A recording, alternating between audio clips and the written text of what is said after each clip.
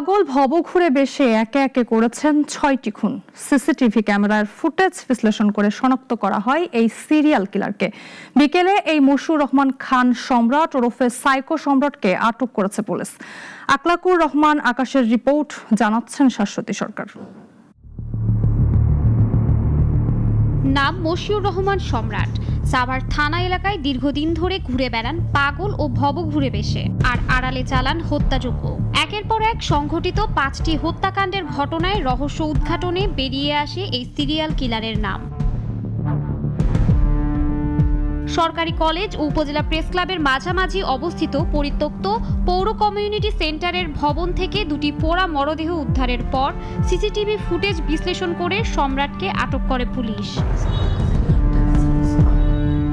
পরিত্যক্ত পৌর কমিউনিটি সেন্টারে 5 হত্যাকাণ্ড সহ 7 মাসে 6 জনকে খুন করে সম্রাট।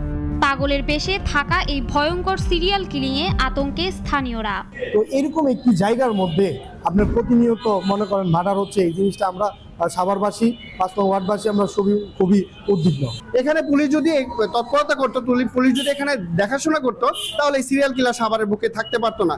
জিজ্ঞাসাবাদে অপরাধ স্বীকার করে এই সিরিয়াল কিলার।